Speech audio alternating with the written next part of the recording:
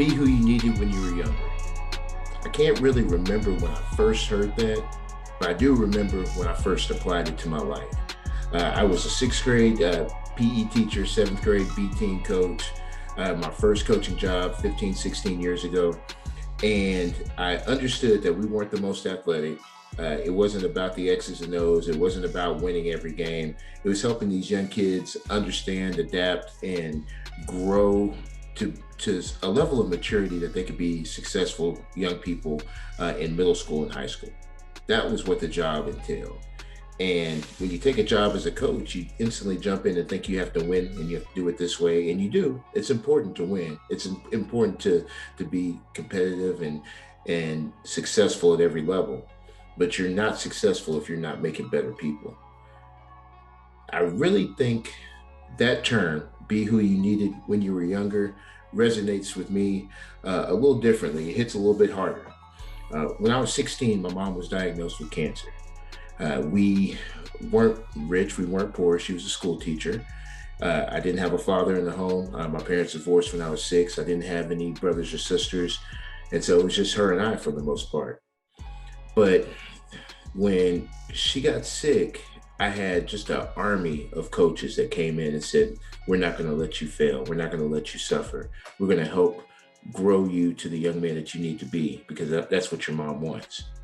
And that changed my life forever. When I went on to college, I met some of the best coaches in the world. I'll even name names. Coach David Norman, he is the athletic director at Austin College right now. He took me under his wing and he helped me become just an angry and scared young man, and molded me into a confident man, a man that wants to make a difference. That's the role of a coach. And what that has dawned on me in all these years is that will always be the role. Whether you win or lose, what type of people you help produce determines if you're a winning coach. So today's podcast is going to hit a little different as well. It's with a good close friend of mine, a former college teammate, Demarcus Harris. He is the newest head coach at Mesquite High School, and I'm very excited for you to hear all of the great things that he's already doing with building authentic relationships and then reaching out to the community and being who he needed when he was younger. Hope you enjoy it. Welcome back to the iCoach podcast. I'm joined by my guest, the newest member of the Mesquite ISD family, Coach Demarcus Harris. He is the head coach and campus coordinator at Mesquite High School. Coach Harris, how you doing? Man, I'm doing great, man. Just honored that you're gonna let me get on this iCoach podcast, man. Well, you know, it's been all love for a long time, man. We go way back, and Yes, I'm sir. just proud to see you keep on elevating. Oh yeah. Sir. Well, man, let's jump into the news that everybody wants to talk about.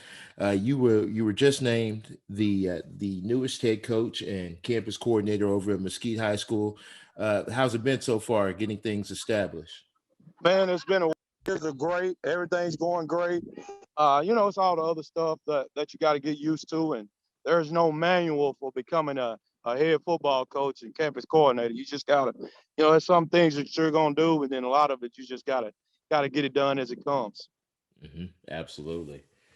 I know a lot of coaches, when they get into a new role, they have goals set for the first 30 days, first 60 days, first 90 days. Did you have a similar plan when you accepted this job? Man, most definitely. You got to have it laid out. You have to have a plan, and you got to be ready to adjust. That's what we do as football coaches and as coaches, period. But my biggest thing for 30, 60, 90 is to build relationships with everybody that's tied to the program, community, faculty, my staff, just to build those relationships with all those guys. Man, that's kind of been my big focus right now. Absolutely. I've seen even as recently as yesterday, you're active on Twitter and in the neighborhood at the barber shop. Just running into the kids, to the families that you'll be serving, and that's a beautiful thing. That's a great way to build relationships, Coach.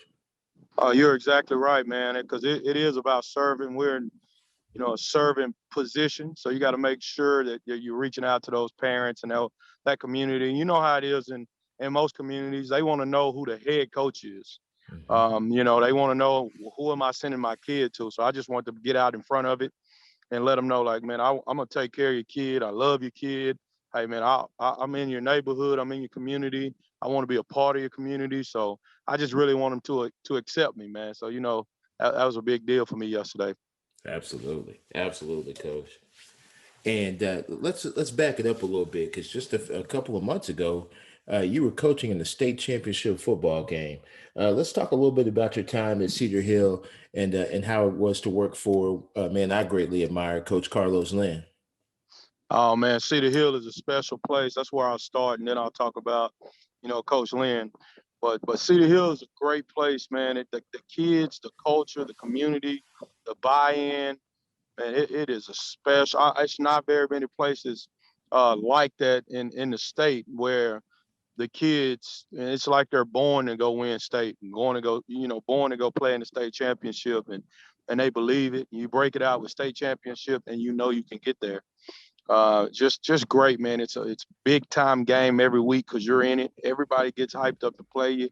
You're gonna get everybody's best. It's just one of those places, man. That again, it's just a special place, man.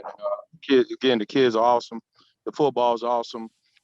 Just the people around that program's awesome. And then, man, Coach Lynn, you could probably have a podcast just about Coach Lynn. Um, just a great man. Allows you to be you. Never tries to put any restraints on who you are. And if you're a fired up, juicy, let's go guy, that's what he wants you to be.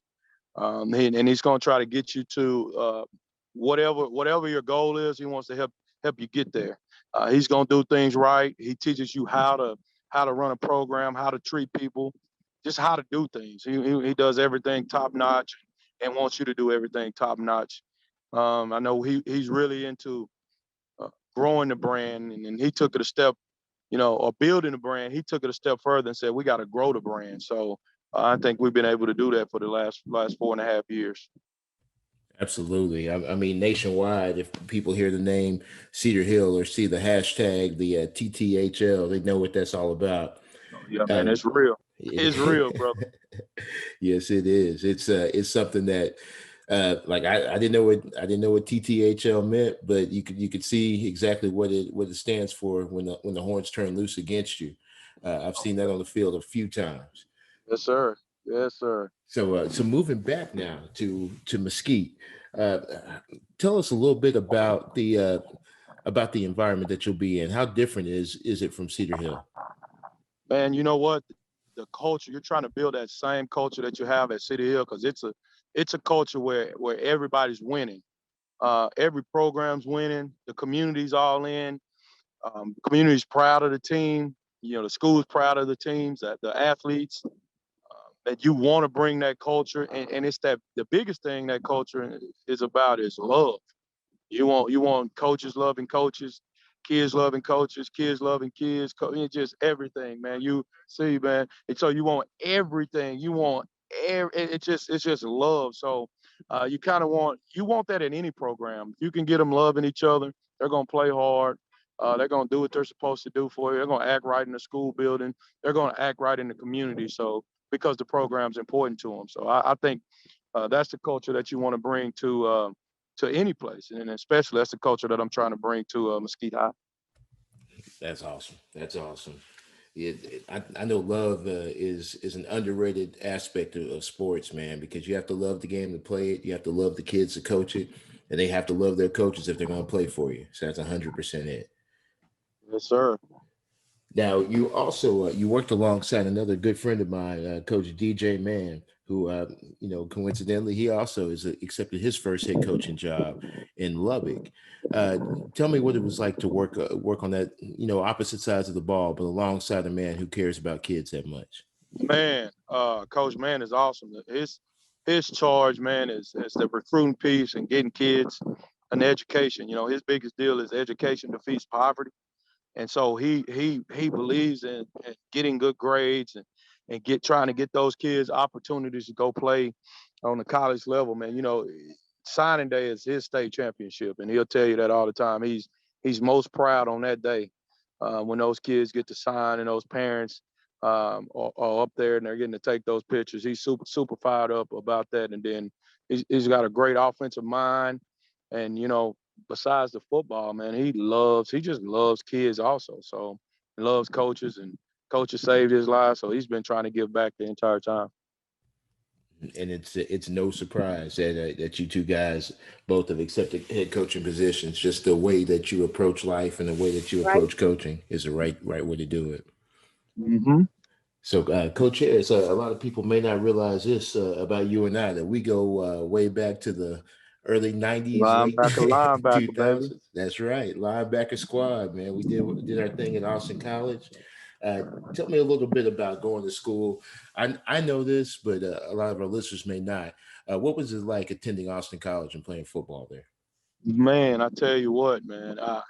I grew up pretty rough, and Austin College was probably the most afraid I've been in my life, because it was just so different than what I've always done in my life. But I mean, I got a chance to go to that place and get around a lot of good people and play a great brand of football and get a great education, and just the people that I met, man, just we're everywhere, man. It's kangaroos all over the place.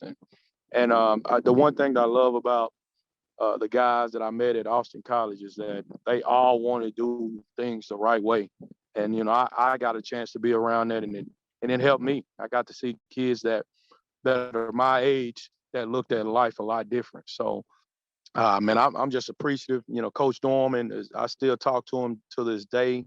Great guy, great man, brought me in, took care of me, man. And that's what I needed at that time, struggling life, to come to Austin College and get that education and meet all those good people. And then Nash, you know what got me? Is that we could go in that cafeteria, man, in the mornings and order an omelet. You know, that was big time for me, or get some cereal, or, you know, at the cereal station. I think that was the best food that I've had on a consistent basis at that time in my life, man. It was unreal. Absolutely, man. I mean, there'd be times where I'd bring my own little plastic container somewhere and try to give me some of them, some of the Fruit Loops, and take them back to the dorm room. Exactly. We weren't eating like that. You're right. You're right. That's right. That's right. it. That's what got me, man. That helped get me on in the door. But meeting all the good people, principals and doctors and lawyers and preachers, and, you know, man, we got people from just all over the place doing a lot of good things. And, man, I'm just happy I got a chance to be a part of that. Absolutely. Likewise, man. That leads me to the next topic, and maybe the last topic. This is a good one to end on. But I know, going to Austin College with the type of situation I had back home, I needed some guidance, and coaches kind of filled that gap for me, and they were who I needed. And so now I try to be who I needed when I was younger. So I want to hear more from you about why do you coach? Why is that what your calling became? Man, the reason I coach, man, is to give back. You know, I just think so much of coaches and what they do for kids, and I'm serious about athletics and what it does for kids. I think it's the most purest thing left on this earth. It doesn't matter who your mom, dad, your situation, brother, sister, uncle, grandpa. None of that matters in athletics, man. It's about hard work, and it's about the love, and it's about the passion. And we get a chance to save a life, man. And that's kind of my charge. So that's why I go so hard, and I try to build those relationships with those kids. They'll tell me anything, because I want to be able to help them change their situation, make their situation better, and save a life. So you never know who it is. So you build those relationships, and you treat all those kids right. And then, you know, you get the stories of Marvin Nash or Demarcus Harris, who guys that grew up with nothing, who's now, you know, their kids are in a lot better shape than they were. Our kids don't have to go through what we went through. They don't have to worry about what they're gonna eat or where they're gonna sleep.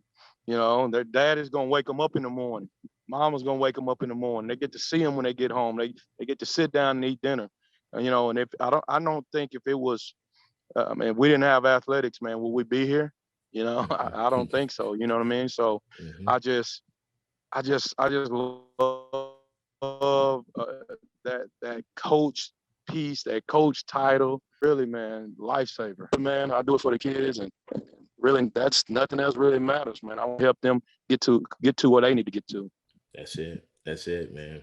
I mean, I couldn't have said it better myself. I mean, at the end of the day, when you see a young man or a young woman that you've impacted in a positive way, and they can move on, get the education they need, and just change their life in general. That's when you know you're doing a good job coaching.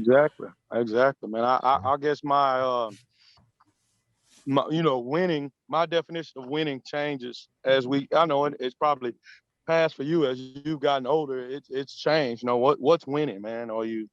Is it the state championships, or is it, seeing those kids come back with their kids and got great jobs, and they're contributing to the society and community and doing things right, and they give you that, coach, I couldn't have did it without you, and coach, you made me who I am today.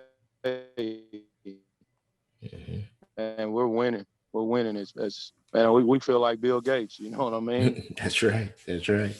Yeah, that's that's where the wins and losses are, man. Right there. If you can change one kid's life, you've won. You're doing it. Exactly. Yes, sir. Coach Harris, man, I appreciate you. Let me say this too, though.